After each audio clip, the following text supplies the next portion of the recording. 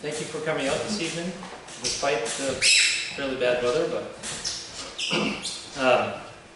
earlier today, I saw my trash can, after the garbage was picked up, there was probably 3 hours that elapsed, and I looked in there, and there was at least an inch of rain.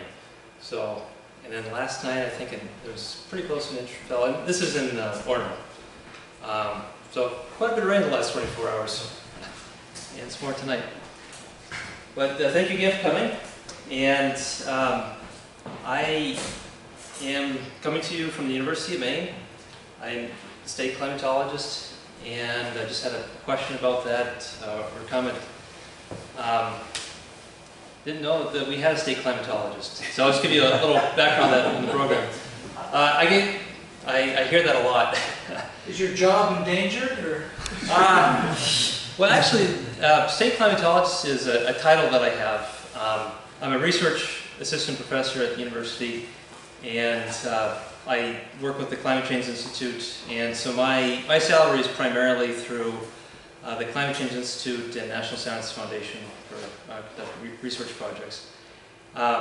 The program of state climatologists was initiated by NOAA during the Nixon administration, and there is a state climatologist for all but 2 states, one of which is Massachusetts, and I forget the other one.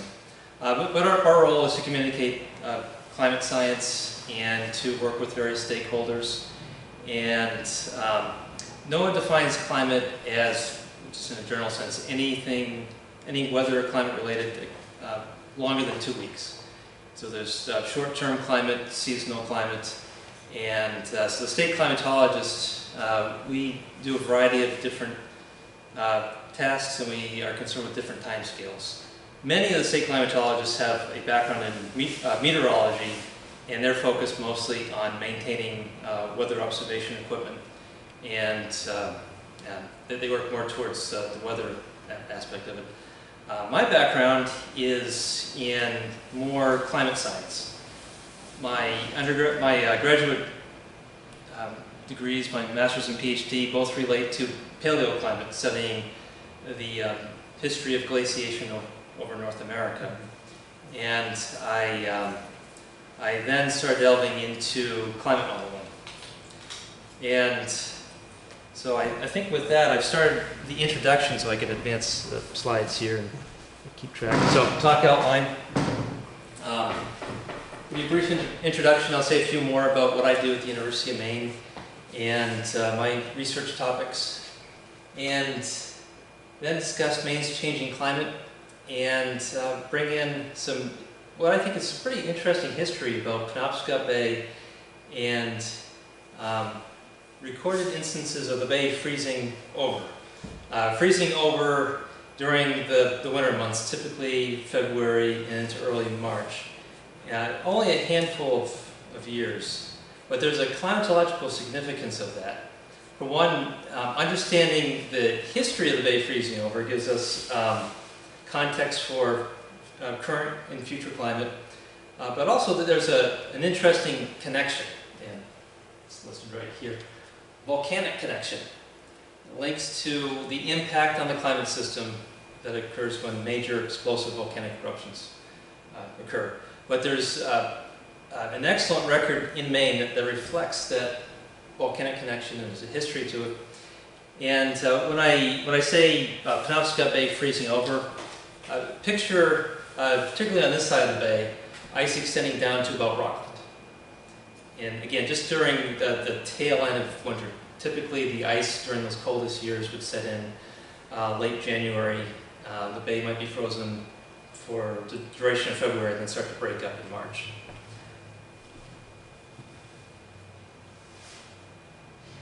And to give you a little more background, as I mentioned, I work with the Climate Change Institute at the University of Maine. Climate Change Institute, or CCI, we are an organization that was established in 1974, and we're interdisciplinary. We have researchers in many different fields working on, as you can see here, many different environmental topics. archaeologists, anthropologists who are in the Institute, glacial geologists, those of us who study glacial deposits.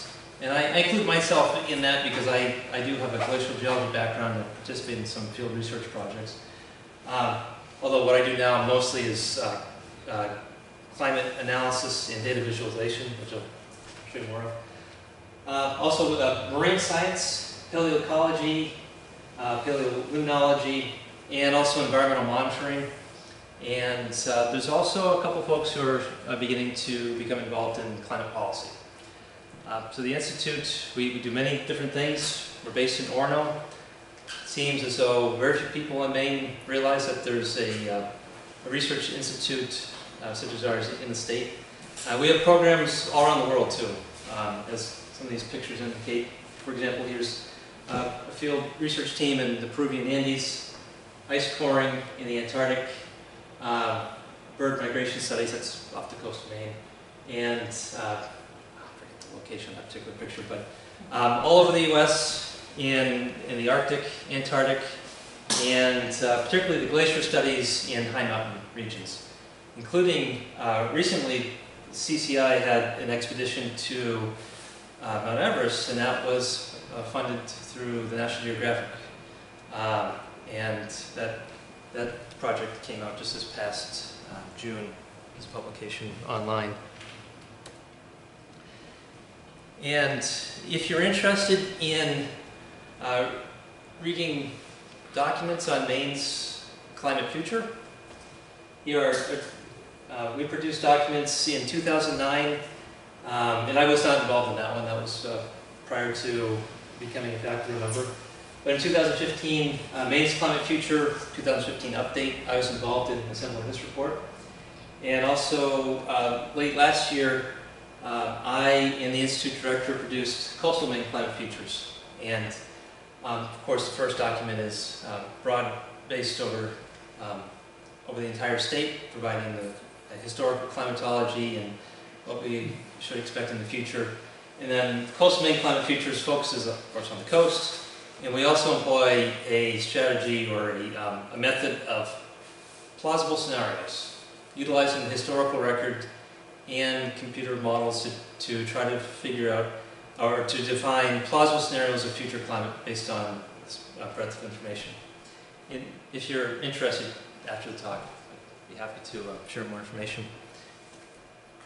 And I have print copies of this report with me, so if you're interested, just let me know afterwards. A lot of what I do nowadays, and as state climatologist, I'm developing the Maine Climate Office, which the intention is to have the Maine Climate Office be a one-stop shop for getting weather and climate information, also field media requests. And I commonly give media interviews, and every now and then even television interviews, most often in newspaper and whatnot. But there's the focus of the site is to put data where school groups and the public can go. If you're interested in seeing the historical climate record, you can easily get that from this website, mco.umaine.edu.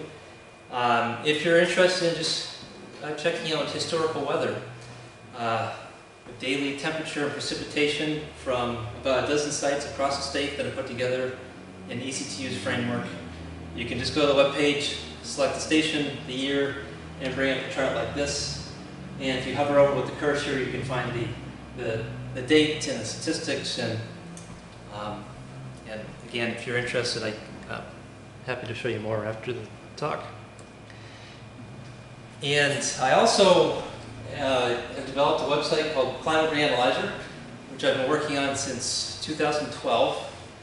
And this is a more global scope effort compared to the Maine Climate Office website. Climate Reanalyzer gets about 3,000 visitors a day, and every now and then I'll see images appear on news outlets and whatnot. But the goal here is to bring together a diverse array of climate and weather information, put into one site with emphasizing easy access through consistent interfaces and color schemes and so on. If you're curious, this animation is showing the cold wave that developed in late 2017. I don't know if, as you recall, the last two winters there were some pretty significant cold waves. This one that enveloped a good portion of North America was the coldest since the mid-1990s. This is a temperature anomaly map, so of course the cool tones indicate cool and normal conditions. But you can see that here's the cold wave. Most elsewhere in the northern hemisphere was, during this interval, the temperatures were above normal. But visualizations such as this and many others, that's the kind of information that's available on Climate Reanalyzer. So, now on to Maine's changing climate. And I'd like to give you an overview of Maine's climate, and then that will lead us into the historical part, exploring when Penobscot Bay used to freeze over. And this particular image here is from 1905, and it's just off Belfast in Penobscot Bay. And from the Bangor Daily News, there's a newspaper article in which I was quoted and contributed to this, came out in 2015. That's just not something we see anymore, including the teams of horses cutting a channel through the ice. Were they cutting a channel for the boat? Yes. So they were breaking up the ice so that the boat could proceed into what, Belfast Harbor or something like that? Yes, yeah, because during those few years in which the bay froze over, the ice was thick enough that it prevented ship travel. And so teams of horses with ice cutters would have to be deployed to try to get the ships into harbor. So I would think that you'd have to have like quiet weather and really cold. Yes. And I mean, you have to have a conflagration of events to make ice really form here. Yeah, that's windy, correct. it couldn't be. The temperature is certainly critical, and the wind is an important factor as well. It typically when a significant cold air mass moves in, it's dominated by high pressure and it tends to be less windiness. Then when the system moves off, the winds will kick up. And so if there's a major cold wave that comes off of Canada and it's under high pressure, so for a couple of days the temperature's going to be very cold and very little wind, and so the two together contribute to the formation of sea ice. And I'll show you some temperature data as well. Just to give you an idea, in some of these winters, the coast of Maine will experience -20, even down to -30. I have a couple slides where you can see those data. Temperatures that are pretty uncommon nowadays at the Maine coast. I've always been interested in history, and a few years ago I was really searching for information about late-lasting snow on Katahdin. I'm a hiker, and I thought, well, it'd be interesting to know what the climate was like in the 1800s. If there's any information, observations of snow, say into July or August on Katahdin. And I'll mention that there's a term for a climate period between about 1400 and into the 1800s that's known to scientists as the Little Ice Age. And the Little Ice Age developed, the generally accepted view is that the Little Ice Age is a result of an interval where there was increased volcanic eruptions that can cool the climate, and we'll go over details as to why a little later. And also, there are a couple of intervals in there of known low solar activity, and the two contributed to a slightly cooler climate and expansion of glaciers and late-lasting snow in some areas. And so there's a subtle record of that in Maine, including Penobscot Bay freezing over. But then the major story in the past century has been the human-driven warming from greenhouse gas emissions. So we'll talk about that too in So what I try to do in these talks is give you the historical record, try to point out the natural variability, and what we can tease out of the historical information, what are the natural impacts, and then when do the human impacts start to take over. Oh, but I haven't described this slide yet. So, in the context of the Little Ice Age, I was just interested in general, what was Maine like during the Little Ice Age? And so I started to do some searching, and in particular searching for late lasting snow in Katahdin, and then also in the White Mountains. And I found some really interesting information. One document that I found for the White Mountains was from, I didn't include it in the talk, and I forget the exact year, but it was in the early 1700s. And the mention was Mount Washington bears a crown of snow throughout the heated months. I thought, wow, that's interesting. Somewhat vague language, but it's suggesting that at least for some extent through to the summer there was some level of snow on Mount Washington. And I don't know, is anyone here familiar with Mount Washington? Ever been there? There's Tuckerman's Ravine. It's known that in some years, I don't know when the last time this occurred, it may have been at least 10 years ago or so. There's a snow arch that would sometimes persist all summer long, and in the next late fall, winter snow would start accumulating on it. And that's in the recent climate, just in the last couple of decades. And so in the Little Ice Age, when the summer was a little shorter, a little cooler, snow could last a little longer, so I thought, well, I might be able to find some information about that. And in that process, I found information about Penobscot Bay.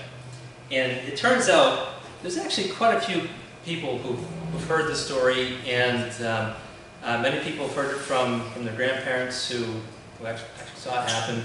And so that there's a great local memory of the bay freezing over.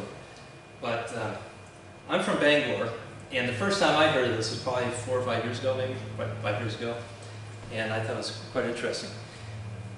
This is from a paper called Telegraph, a British paper, reporting on ice embargoes.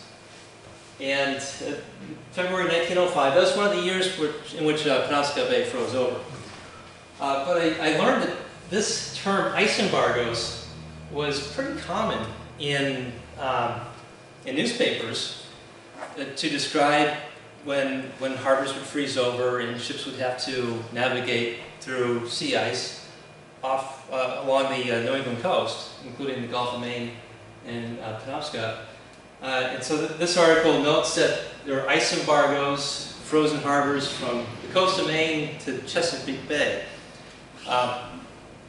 And that terminology appeared from my cursory glance. I'm not a historian, but from my searching, the last document that I found that used that terminology was 1934, and that was the last year that Penobscot Bay froze over to any great extent.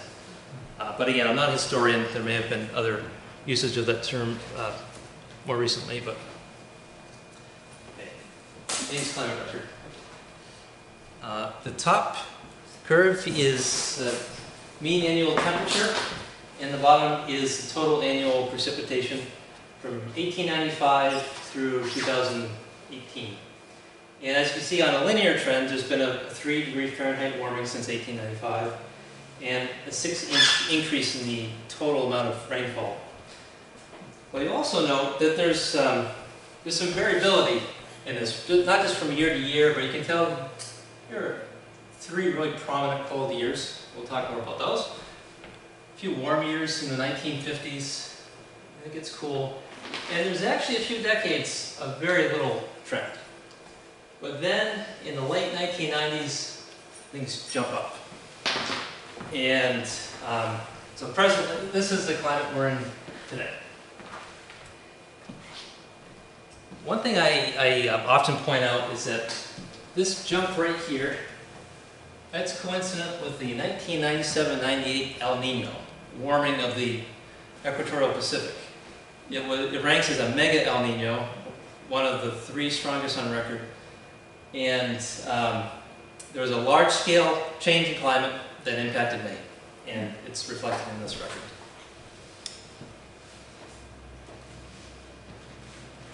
And some of the other variability that we see, links back to volcanic eruptions, for example, and we'll talk about that. But then the overall warming trend, particularly since the 1960s, has been dominated by greenhouse gas emissions and resulting warming.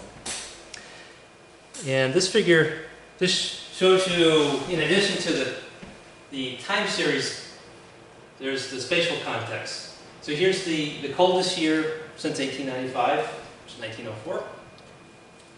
1966 would be a median year. And the warmest year so far in Maine is 2010.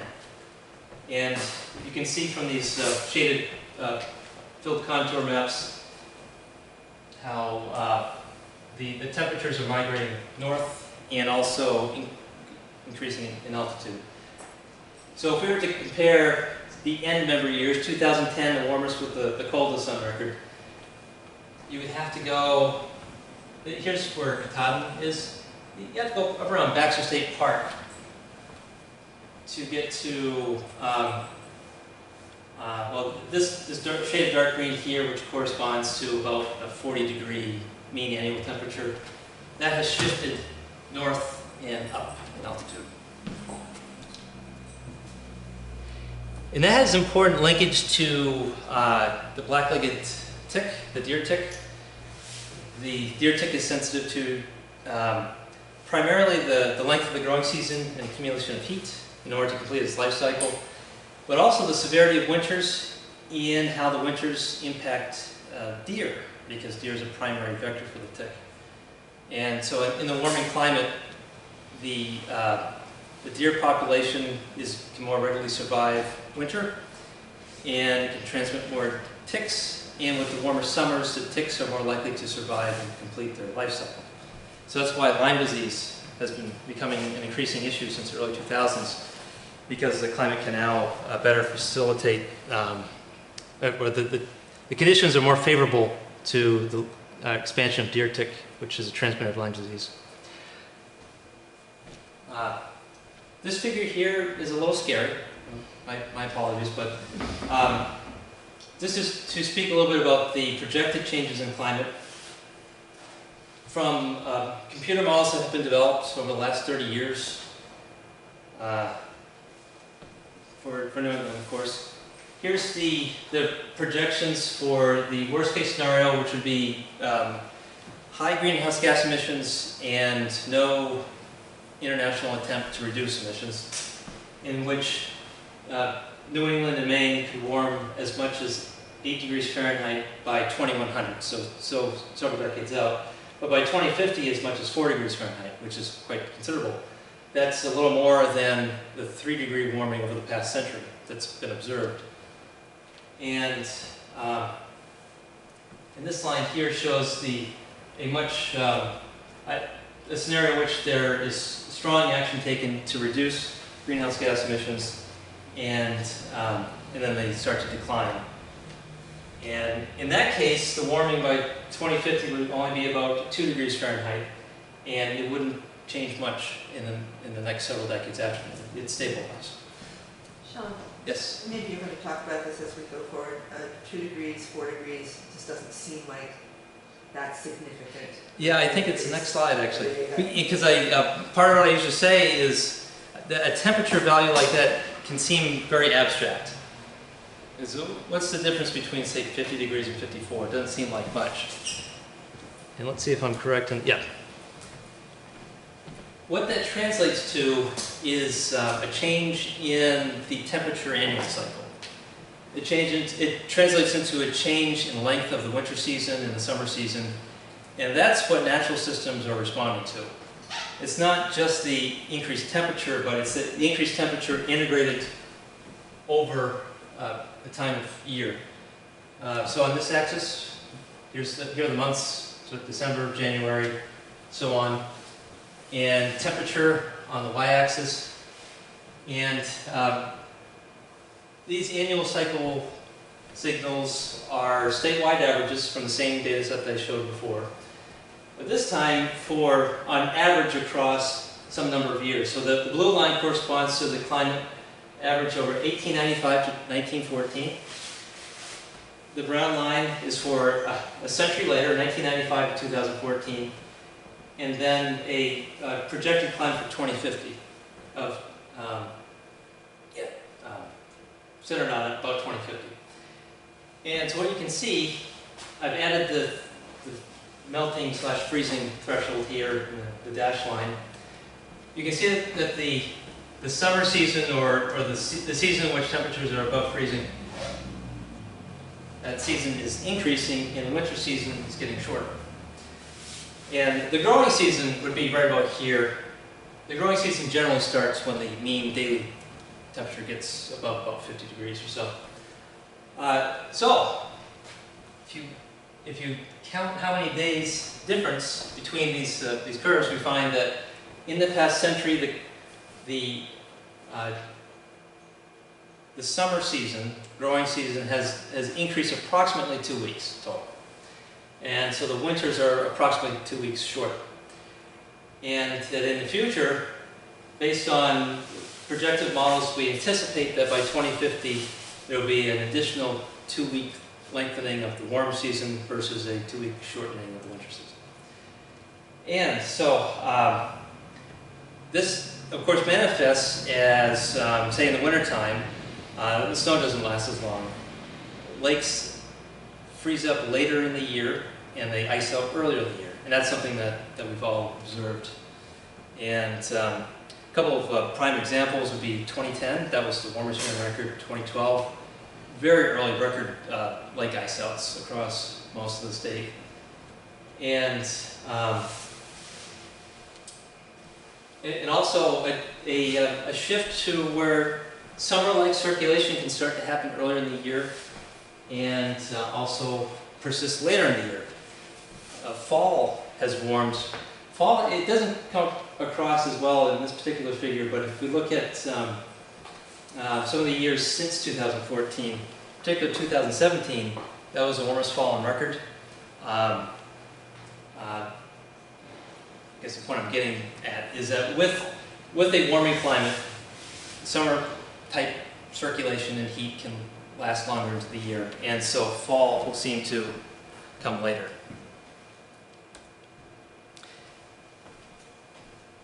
Who remembers March of 2012? That's my son Logan when he was much smaller than he is now. This March 18th, 2012. This was actually before the big heat wave. It had already been a very warm winter, not much snow, and I felt kind of bad. I said, "Oh, sorry, buddy, no snow for you." When I was a kid, there was snow in March, not today. Although, of course, it's worth noting that there are still good snow years and there are bad snow years, so it's a mixed bag. But this particular event, which some people coined Summer in March, it was the earliest occurrence of 80-degree weather in Maine by about 3 weeks, three or 4 weeks, and there were daytime high temperature records beaten by as much as 17 degrees Fahrenheit. Typically a high, and this is from long-term records going back 100 years, typically a high temperature record is beat by 1 degree, maybe 2 degrees. So this was a truly extreme event. And it developed from a high pressure that became blocked. It really started over here. And for several days, it just kept funneling heat and humidity from the Gulf of Mexico. And it gradually started to migrate over towards New England. And, but it was a summer-like circulation pattern. It had summer-like humidity and temperature. Quite remarkable. And the peak of that event, I just happened to be giving a talk on ice ages at UMaine Farmington. It was 83 degrees outside. I modified my talk a little bit. Here are some of the high temperatures met in this 3-day period from March 20th to 22nd. Bangor 84, Portland 82, even 75 up in Caribou. Pretty remarkable. And this is the temperature anomaly map. This is the area where it's much warmer than normal. But then upstream, there was an area much colder than normal. Very strong low pressure here, strong high pressure here. And if you were to look at a jet stream map, you'd see the jet down here and then looped way up like that. So, again, a lengthening of the warm season And so we expect to see that warmer summer-like weather can start earlier in the year and then persist later into the year as well. I promise we'll get to go to Penobscot Bay very soon. Extreme precipitation. This figure is from Maine's Climate Future 2015 update. We examined 11 long-term observation stations with continuous precipitation data, daily precipitation measurements. And we did an analysis using a 2-inch per day threshold as a definition for an extreme rainfall event, or precipitation event. We're analyzing the water equivalents too, so this could include snow events in winter. But we found that 9 of the 11 stations, the biggest peak in the number of extreme events by that definition occurred in the last 10 years. And there's a story to that, which we may go into, but I also have to be mindful of how much time we have. But it goes along with, in a warming climate, with warming oceans in particular, there's more moisture being released from the oceans, getting entrained in the atmosphere. There's more moisture availability and potential for more rainfall is part of the story. Gulf of Maine.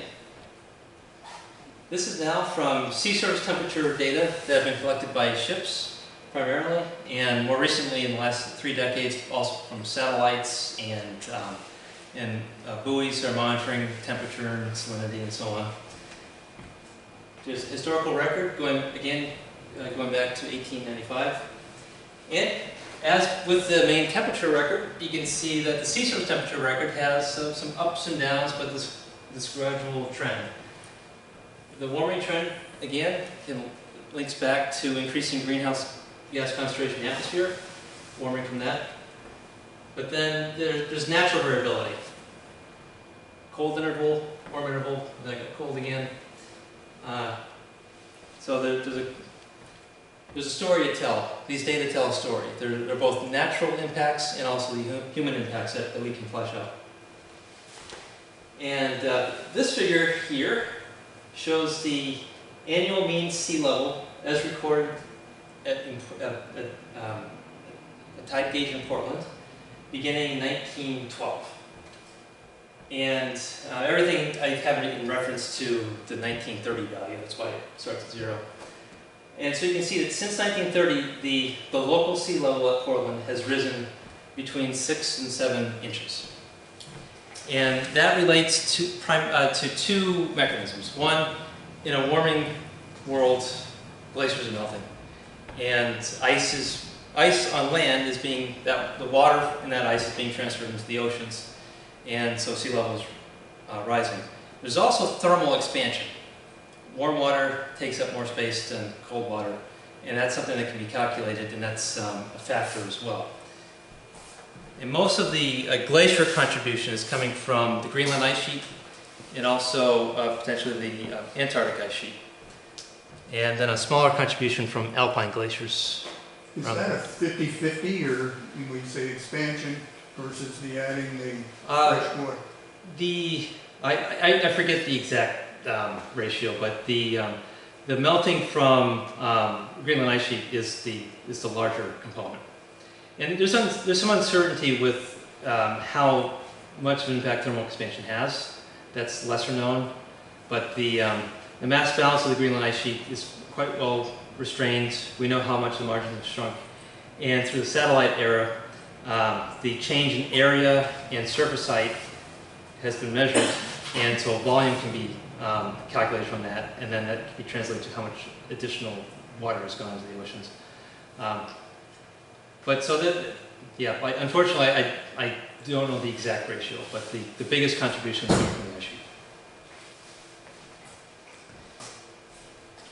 And, a duplicate figure more or less. This is again showing sea level rise from Portland, but now showing that the projections, huge range of uncertainty, and that links to the uncertain response of large ice sheets, primarily. How the Antarctic ice sheet will respond is a big question mark, in the Greenland ice sheet as well. They may respond in a slow manner, which they just melt back year by year by year, or the Greenland ice sheet in particular could undergo a rapid collapse. And just imagining big icebergs calving into the ocean at a rapid rate. That's an efficient way to drain ice off of land. But it's uncertain whether or not a more catastrophic collapse will occur, or if it'll be a more slow drawdown. Hence, there's a pretty large spread. But the sea level rise will be an increasing issue as time goes on. Climate connections. Now we're almost to Penobscot Bay. I kind of wanted to get the more gloomy stuff out of the way first. I mean, there are some very important messages, important conversations to have, but I also want to present the historical information about Penobscot Bay and part of the natural variability that we see in the record. So, climate connections. Again, alluding to what impacts climate, both in Maine and elsewhere. The big players are, over the past century, of course, industrial emissions and also changes in land use. That changes in land use, for example, if a forest is removed, that can change the, say, the albedo or the reflectivity of the surface. It also can change, say, cropland versus forest land versus grassland. That changes the near surface air temperature and how much moisture is retained near the surface. And so on a large scale, that can begin to impact the climate system. Solar variability. This is actually quite weak. It's been measured. There are measurable, detectable impacts from the 11-year solar cycle, but they are quite minor. Volcanic activity is the big one in terms of natural variability, and we'll talk more about that because it links to the history of Penobscot Bay freezing over. And then feedbacks. And the most prominent feedback,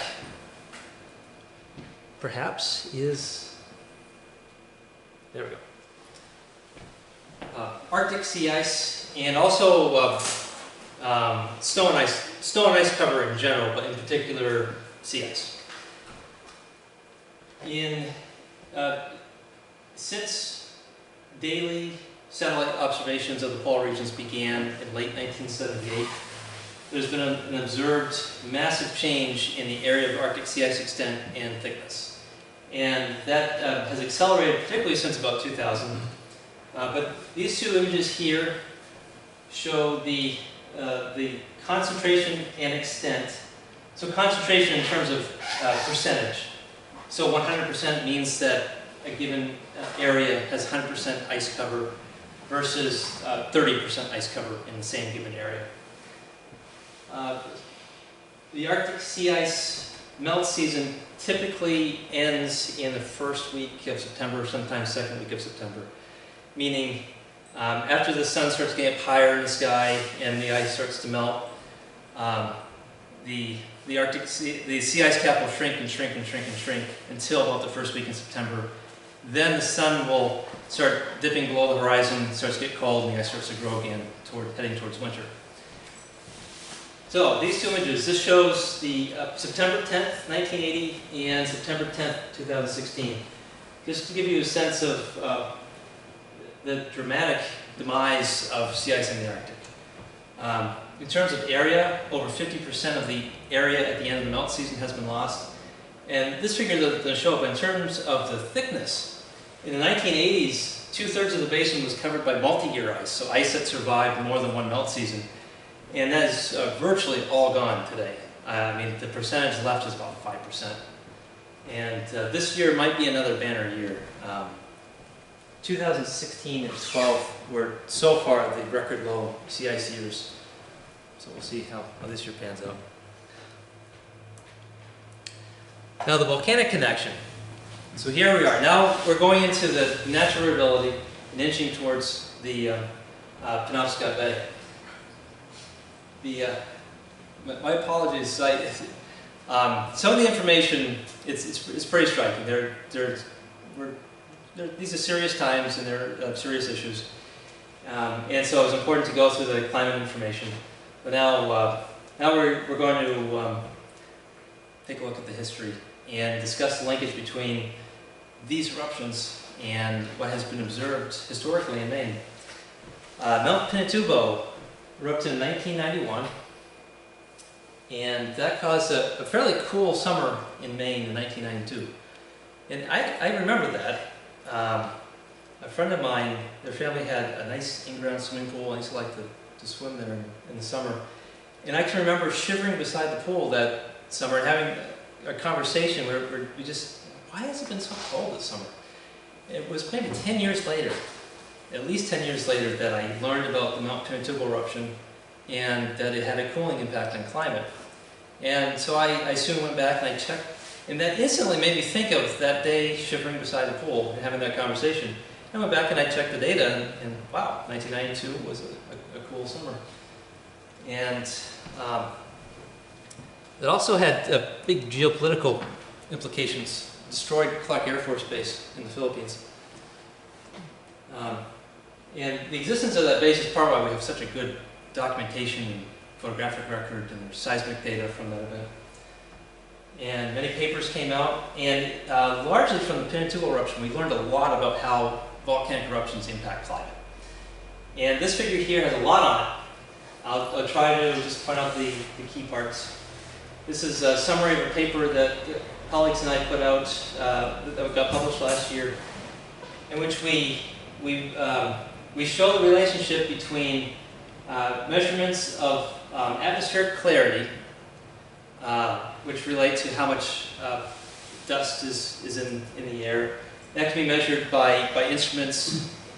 In the earlier part of the record, this begins 1850 and then goes to present. The earlier part of the record, these are inferred from observations of sunset, sunrise, sky color. Eruptions can often make very red, deep, rich colors in the sky, such as after the eruption of Krakatoa. That was one thing that was noted. And also, after the eruption of Pinatubo, there were documented very colorful sunsets, even in Antarctica. Yeah, so it's been written about many times. But anyway, perhaps you can see that there's a cluster of eruptions that occur. This is 1883 is when Krakatoa went off. There's another big one in 1902, another one in 1912, and then there's another one around 1918 or so. And then there's a period with very few major eruptions. And then in 1963, there's a massive eruption of Bagoon. And then there's another one in 82, which was El Chichon. And then there was the 1991 Pinatubo. And these gray bars go up here. This is the global mean annual sea surface temperature. You can see that after Krakatoa erupts, the valleys start to go down. Here's Santa Maria. The valleys stay down for quite some time, but then they start to go up again. Then they kind of level off, and then they go back up. Here's the CO2 signal. So this is edging temperatures up. And up here, these are the sea surface temperatures for the North Atlantic and North Pacific. And I averaged the two, and that average is shown in black. So the long story short, when these big eruptions are going off in a relatively short interval of a couple decades, the sea surface temperatures drop, and the climate cools. And when there are very few or no really big eruptions, when I say big eruption, I mean eruptions that put material into the stratosphere. A veil of aerosol cloud can spread, reflect sunlight back into space, and then it can also impact the circulation of the jet stream. That's another important aspect. And so in the 1940s and 50s, relatively warm. That's when the volcanic activity was pretty minimal. And then after that, in the 1970s, and right up until after Pinatubo, cooling. And since then, it's been much warmer. So that's the natural variability, and then the human impact. And you put those together, and you can kind of see how these signals develop.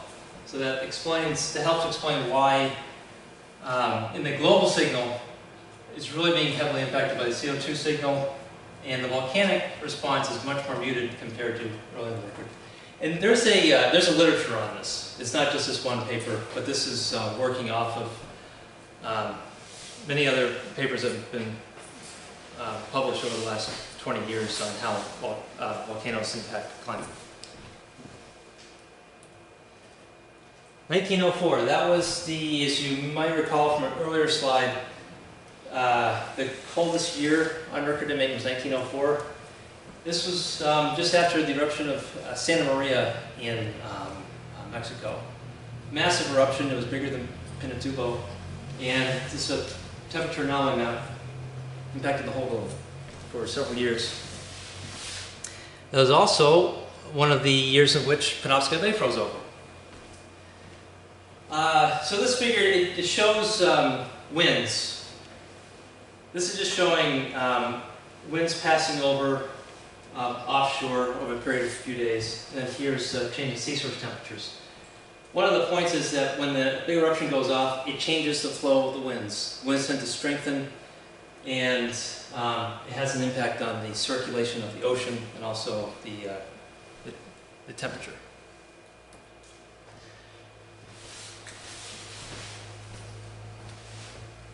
Here's the Maine winter temperature signal since 1895.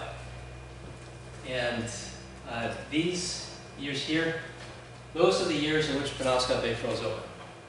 It's during that interval when there are these volcanic eruptions going off. 1904, 1905, that's after the eruption of Santa Maria.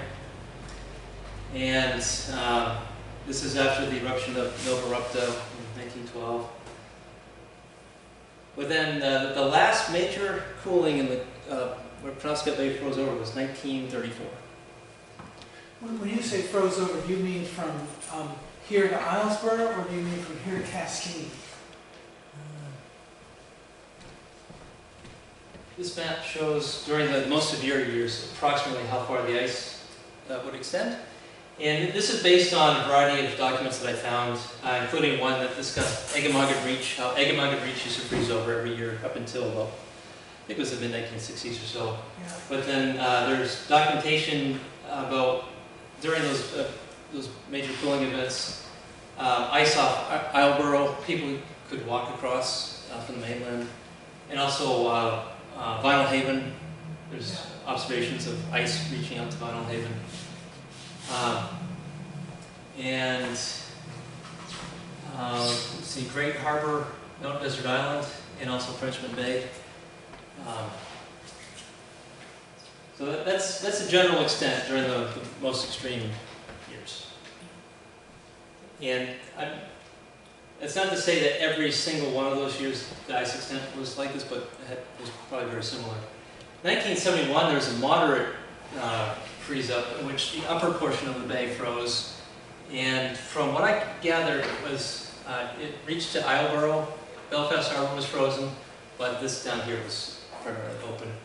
I think Camden Harbor, that can still sometimes freeze over, but not out into the center part of the bay. So now I have oh yeah. So this text here. This is relating a story from February 1918. It was the first documented car trip across Penobscot Bay on ice. And in case you can't see the words, I'll just read it. Excuse me. Belfast, February 24. This is from the Bangor Daily News, by the way. Automobiling across the bay from Brooksville and the Castine has come to be a regular thing now. The Pathfinder Ford, which made history Friday by being the first car to cross the bay on the ice, made 4 trips. Saturday to Brooksville, towing a horse sled loaded with over a ton of grain and provisions and making the 12 miles across in about 25 minutes. The car took to the ice at Goose Falls, or Harbor Side, and same across Turtle Head, and then up to Belfast Harbor. Other cars came over Sunday, and Penobscot Bay turned into something of a boulevard. And the gentleman who drove that car was Captain Albert Gray. It's a 12-mile trip from Brooksville to Belfast. And this is a Ford Pathfinder. And you'll note that there's a sledge with supplies in the back. It turns out that this wasn't just a joyride. It sounds like it became something of a joyride, but the bay didn't freeze over every year. And there's quite a bit of concern about attempting to actually go across the whole thing.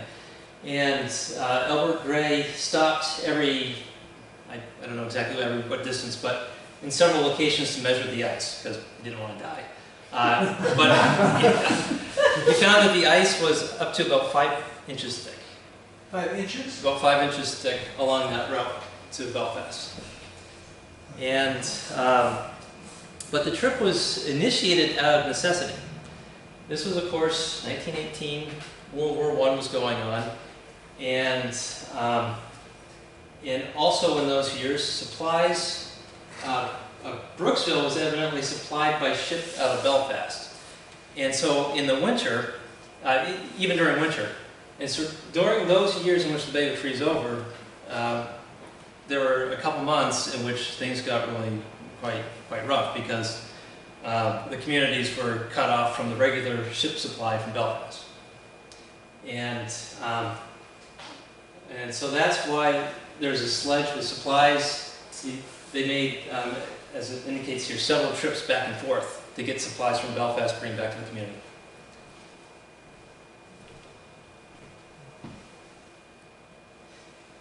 And some more pictures. This is a photograph from 1923. Branscom's Coal and Wood Wharf in the winter of 1923. The last year, all of Somme Sound and the Great Harbor froze over, making it possible to walk to Islesford. The laden schooner alongside the wharf is probably about to offload coal. So this is Northeast Harbor. And I haven't been to the Cranberry Island since I was a kid. But I know there's a small museum there. And I was told by the previous state climatologist, George Jacobson, that there's a photograph there of granite being hauled. It's either to or it must have been off Cranberry. I think there's a quarry that used to be there.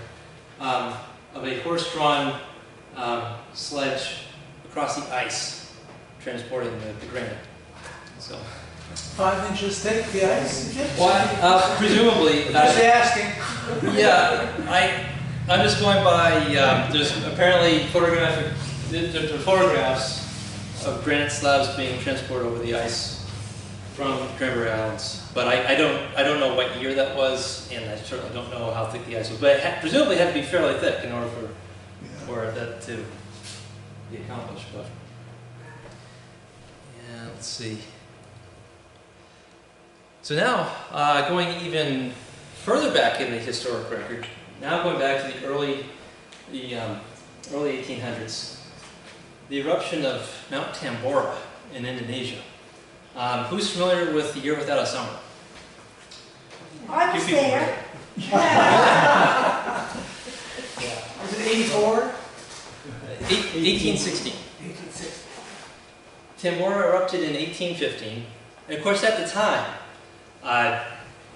no, it was many years, if not decades later, that people started to understand that there was a climate impact from Tambora erupting. But it was the largest recorded volcanic eruption. So in recorded history, the largest volcanic eruption since at least AD 180. The mountain pretty much just completely blew its top. And I think it lost about a mile of elevation.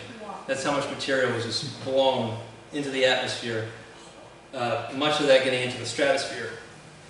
It was an order of magnitude larger an eruption than Mount Pinatubo, so that's a factor of 10.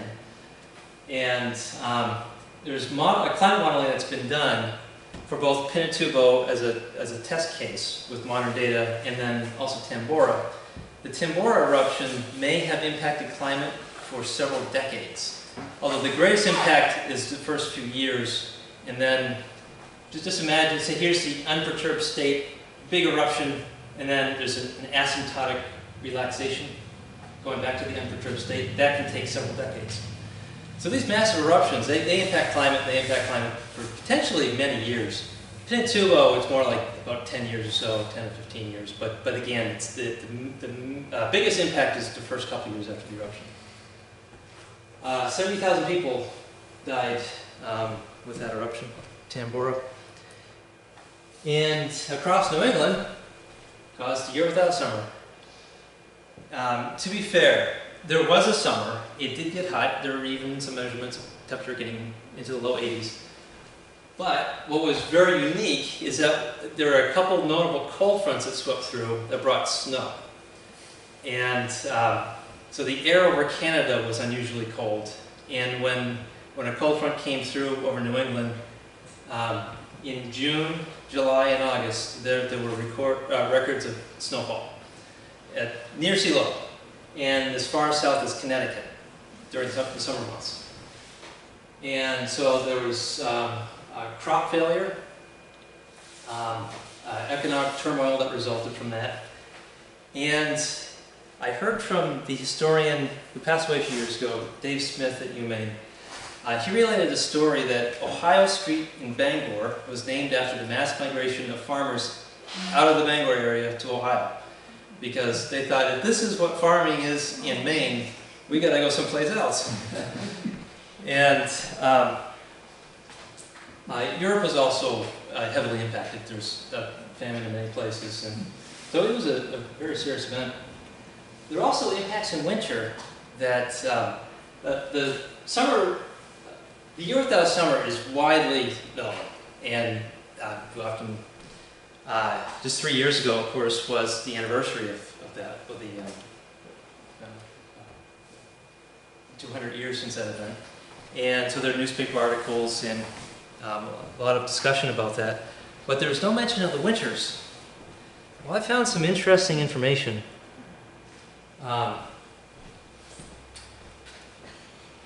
This is now outside of Maine, but it relates to 1816. There was long-lasting sea ice in Hudson Bay, as an example. That's still a summer feature, but this next slide relates to winter impacts.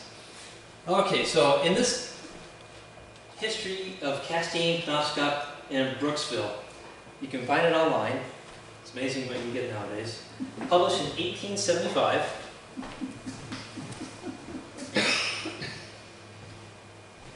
Found a couple instances where they discussed ice in Penobscot Bay. Okay, again, I'll read it for you. Since the incorporation of Castine, and then in parentheses, either 1787, including incorporation of Penobscot, or 1796, Penobscot split in Castine and Brooksville.